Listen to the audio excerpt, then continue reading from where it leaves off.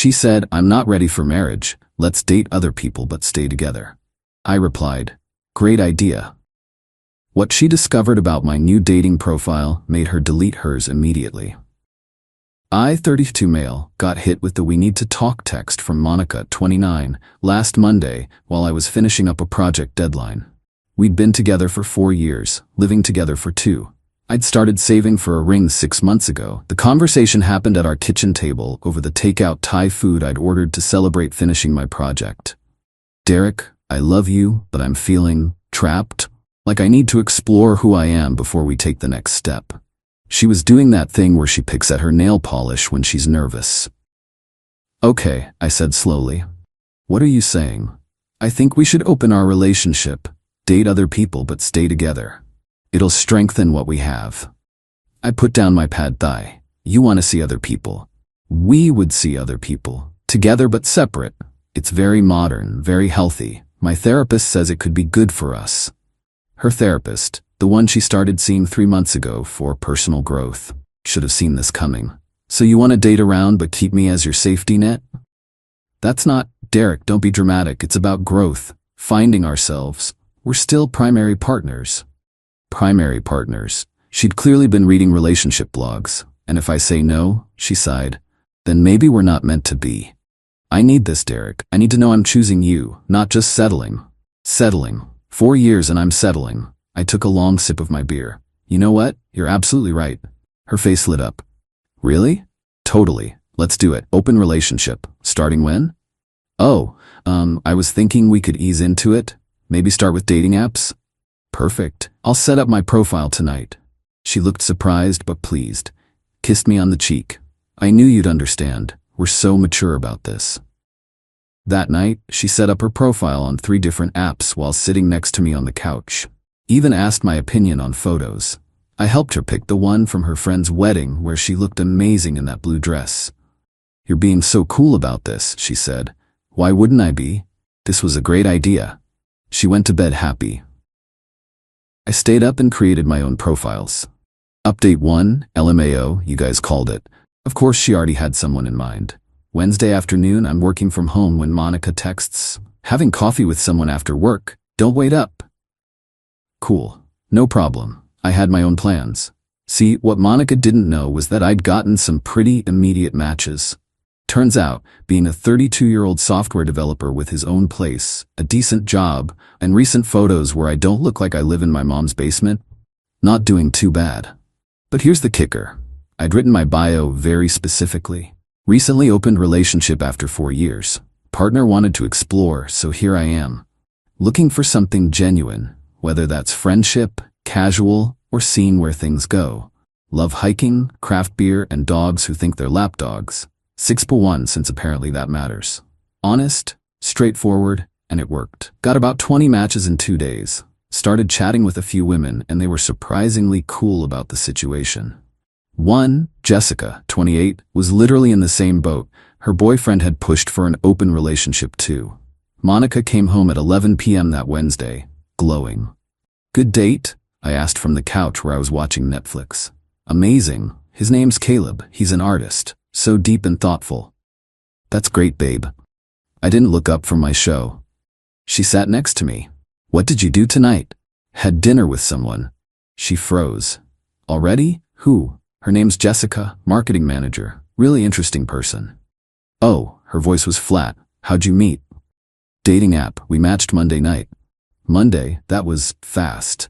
"Well, yeah, that's when we agreed to this." "Why waste time?" She was quiet for a moment. "Where'd you go?" "That new sushi place downtown." "The one I've been wanting to try?" "Yeah, it was pretty good. You should take Caleb there." She went to bed without saying goodnight. Thursday morning, she was on her phone at breakfast, furiously swiping. "Everything okay?" I asked. "Fine. Just looking at my matches." "Nice. How many you got?" "Like 30? That's great. How many do you have?" I stopped counting after 50. She dropped her phone. 50? "Yeah, but I'm only talking to maybe 6 or 7. Quality over quantity, you know? 6 or 7? Is that a problem? I thought we were exploring." She didn't answer, just grabbed her coffee and laptop and worked from the bedroom instead of the living room like usual. That evening, she had another date. Came back early, said the guy was boring. Found me on the couch, texting and laughing. "Who's that?" she asked. "Amanda. She's sending me memes about programming. She's in tech too." Monica looked over my shoulder. "She's pretty." "Yeah, she is. Are you going to meet her?" "Saturday afternoon. We're going to the farmer's market." "That's our thing." Was our thing. Now it's an open relationship thing. You can take Caleb to our things too. Update 2. The spiral started Saturday. I met Amanda at the farmer's market. She was actually cool as hell, funny, smart, called me out on my BS in a way that made me laugh. We spent 3 hours wandering around, buying overpriced honey and making fun of the guys selling healing crystals. Posted one photo on Instagram, just me and her laughing at something, holding coffees. Tagged it, "Great morning at the market." My phone exploded. Monica called 6 times. I didn't answer. I was on a date. When I checked my texts later, "Who is she? Why would you post that?" "Derek, call me back. This is humiliating. Everyone's asking me who she is. Call me." When I got home, Monica was on the couch with her laptop. I looked her up, she said instead of hello. "That's creepy." "She's an engineer at Morrison Tech. She has a master's from Cornell. She runs marathons." "Okay. She's successful. I guess.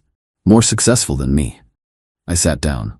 "Monica, this wasn't a competition. How many dates have you been on?" 3. 2, but one ghosted me after. "That sucks." She closed her laptop. "I looked at your profile, and you have reviews." "Reviews?" She showed me her phone. "Turns out on one of the apps, people could leave comments on your profile if you'd matched. I had 4. Actually shows up looking like his pics. Great conversation. Would date again. Respectful and funny. Rare combo. His girlfriend is an idiot for letting this one go exploring." That last one was from Jessica. We'd stayed friends after realizing we weren't feeling the romantic spark. "People can see these?" I asked. "Yes, my matches can see these. Do you know how this makes me look? Like someone in an open relationship? Like someone who can't keep her man happy." "Monica, you wanted this." She started crying. I thought. "You thought what?" "I thought you'd struggle. You're an introvert. You hate meeting new people." "I hate small talk at parties. This is different. These women actually want to be there." "What's that supposed to mean?" I didn't answer. Sunday she spent the entire day on her phone, swiping, matching, messaging, set up 3 dates for the week. "I'm having drinks with Noah tomorrow, dinner with Alex Wednesday, and coffee with Marcus Saturday." Sounds busy. "Yours?" "Cooking dinner with Jessica Tuesday. We're trying to make ramen from scratch. Thursday I'm helping Amanda move some furniture. Then we're getting drinks. Saturday, actually Natalie and I are going to adopt a dog together." She stared at me. "A dog?" "Not together. She volunteers at the shelter, and I've been thinking about getting a dog anyway. She's helping me pick one out." "We talked about getting a dog." "Yeah, and you said not until we were engaged, but since that's off the table." She threw her phone on the couch and stormed to the bedroom. Update 3. Monday night. Monica came back from drinks with Noah in tears. He'd spent the entire time talking about his ex. Tuesday, she accidentally scheduled a work call during my ramen dinner, so I had to cancel with Jessica. When Jessica suggested Wednesday instead, Monica suddenly had a migraine and needed me to take care of her. Thursday, she tried on 6 different outfits for her date with Alex. "Do I look okay?" she asked. "You look great." "As great as Amanda?" "Different. You're different people. She's younger than me. By a year. She's taller. You're wearing heels tonight. Her job is better." "Monica, stop comparing yourself to her." "How can I not? She's all over your Instagram." She wasn't. I'd posted 2 photos in 2 weeks. Meanwhile, Monica had stories up every day from her dates, trying to look like she was having the time of her life. Her date with Alex went badly. He apparently told her he wasn't looking for anything serious, just fun with someone in an open relationship. "He treated me like I was easy," she cried. "Aren't we all being easy? Isn't that the point of exploring?" "Not like that. I want connection." "Then maybe don't mention you have a boyfriend at home in your profile?" "I'm being honest, like you were." "And how's that working out?" Saturday came. Monica had canceled her coffee with Marcus to work on herself. Really, she spent the morning following my Instagram stories. I was at the shelter with Natalie, documenting the dog adoption process. Found this amazing pit mix named Bronson who thought he was a lapdog. Posted videos of him trying to fit his 70-pound self on my lap. Monica commented, "Cute, can't wait to meet him." Making it look like we were still a normal couple, like the dog was ours. Natalie saw it. "Your girlfriend seems involved." Yeah, it's complicated. Open relationships usually are. My ex pushed for one too, didn't end well. What happened? She thought she'd be the one with options. Turned out, guys wanting NSA with a taken woman aren't usually looking for quality. Meanwhile, women love a guy who's honest about his situation, shows emotional maturity. How'd it end? She begged to close the relationship. I'd already met someone worth closing it for, just not with her. That night, Monica was waiting when I got home with Bronson. "We need to talk," she said. "About?" "I want to close the relationship." I sat down, Bronson immediately claiming my lap. "Why? This isn't working. It's not what I wanted." "What did you want, Monica?" She was quiet for a long time. "I thought Caleb had been flirting with me at work. I thought if we opened things up, I could see what that was like without cheating. And you'd wait and watch you date Caleb?" "Not like that. I thought you'd maybe go on one bad date and realize what we had." "I already knew what we had. You're the one who needed to explore." "I made a mistake." "No, you made a choice and I made mine." "What choice?" I pulled out my phone, went to the dating apps, deleted all 3 in front of her. "I'm done with the apps," I said. She smiled, relief washing over her face. "Oh, thank God, me too. We can work through this. I'm dating Amanda exclusively now." The color drained from her face. "What? We talked yesterday. Neither of us is into the open thing. Turned out we really like each other, so we're going to see where this goes. Exclusively. But we live together. We have 4 years. We had 4 years. You ended that when you decided I was something to settle for." "I never said that." "You literally said you needed to know you weren't settling." "I didn't mean it like that." "How else could you mean it?" She started sobbing. "Derek, please. I love you. I made a mistake. Close the relationship with me." "Monica, there is no relationship. Hasn't been since you suggested this." "Then why did you agree?" "To see if you'd actually go through with it. To see who you really were. And honestly, to give myself permission to move on." "This was a test?" "No, this was goodbye. I just needed you to see it too." Update 4. The next 48 hours were intense. Monica called in sick to work Monday. Spent the entire day alternating between crying on the couch and rage texting me while I was at work. 4 years down the drain for some girl you met 2 weeks ago. You're throwing away our future. Amanda's gonna dump you when she realizes what kind of person you are. I'm keeping the apartment. That last one made me laugh. My name's on the lease. I've been paying 70% of the rent because I make more. But sure, Monica, you keep it. Monday night her sister Danielle called me. "Derek, what the hell? Monica's a mess. She wanted an open relationship. To spice things up, not to leave her." "Spice things up?" "She wanted to date her coworker. She told me you were controlling and wouldn't let her have friends. Male friends she wanted to sleep with, correct?" "That's not." "She said you agreed." "I did, and then I participated. That's the problem. You're supposed to fight for her." "Why?" "She literally told me she didn't know if she wanted me." "All women say that sometimes." "No, Danielle, they don't. Stable, happy people don't need to date others to know if they want their partner. You're going to regret this." "Already don't." Tuesday, Monica's mom showed up at my office. Security had to escort her out. She was screaming about how I corrupted her baby and ruined her life, and what kind of man moves on in 2 weeks. The kind who was done 6 months ago when his girlfriend started talking about her coworker Caleb every damn day, but stayed because he loved her. That kind. My boss called me in after. "Everything okay, Derek?" Explained the situation briefly. He actually laughed. "My ex-wife pulled the same thing 10 years ago. Wanted to find herself. Found herself single when she realized the dating pool wasn't what she expected. Tuesday night, I came home to find Monica had rearranged the entire apartment. My stuff was piled in the corner. My gaming setup disconnected. My clothes in trash bags. "Since you're leaving anyway," she said. "I'm not leaving. You are. You can't kick me out. I live here. You're not on the lease. I've been paying rent. You've been Venmoing me your portion. That makes you my subletter at best, and I'm giving you 30 days notice. You need that in writing. I pulled out my phone, typed up a formal notice, and emailed it to her while she watched. You bastard. I'm being more than fair. You wanted to explore? Explore apartment hunting. Wednesday, she had a meltdown, a proper throwing things meltdown. Broke 2 plates and a mug. Bronson hid in the bathroom. You ruined everything. Monica, you need to calm down. Calm down. You replaced me in 2 weeks. You tried to replace me first. With Caleb. I didn't sleep with him. Congratulations. You still wanted to. I wanted to see if there was something there. And, she went quiet, he has a girlfriend. I actually laughed. Caleb has a girlfriend? Had. They're working through it. So he was flirting with you while having a girlfriend, and you thought that was someone worth blowing up our relationship for? Stop laughing.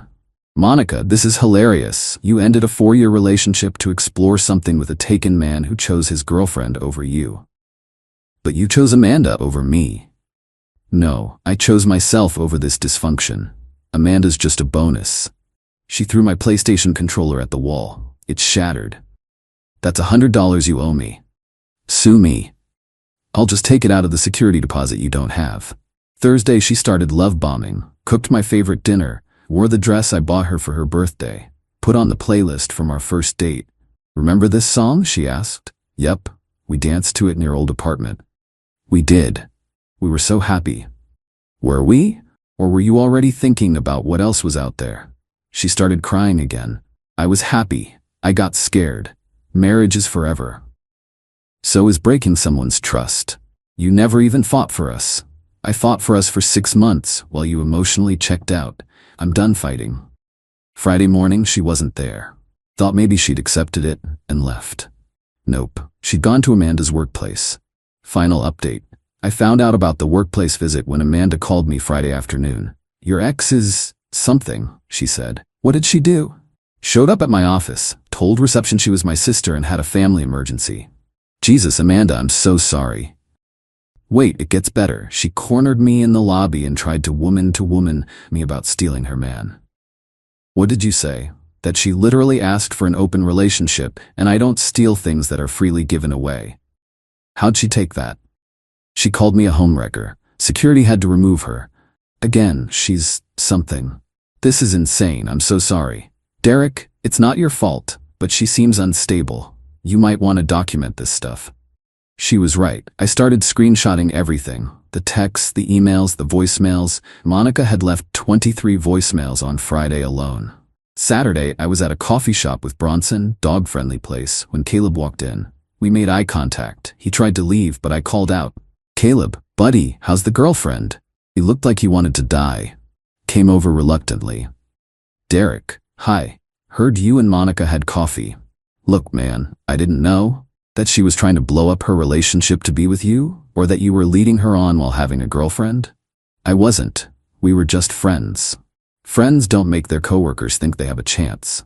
I never said anything explicit. You didn't have to. You knew what you were doing. He shifted uncomfortably. Is she okay? No, she's homeless in 25 days and currently stalking my new girlfriend. Shit. Yeah. Shit. Maybe next time don't flirt with taken women? It wasn't, yeah, okay. Fair. He left without ordering anything. Sunday was move-out day for Monica. She'd found a studio apartment across town. Expensive as hell, but that's what happens when you need something immediately. Her dad and brother came to help. Her dad looked at me with such disappointment. I thought you were better than this, Derek. Better than what? Being honest? Monica made one mistake. No, she made a calculated decision that backfired. Her brother Tony actually pulled me aside. For what it's worth, I told her this was stupid. You're a good dude. Monica always thinks the grass is greener.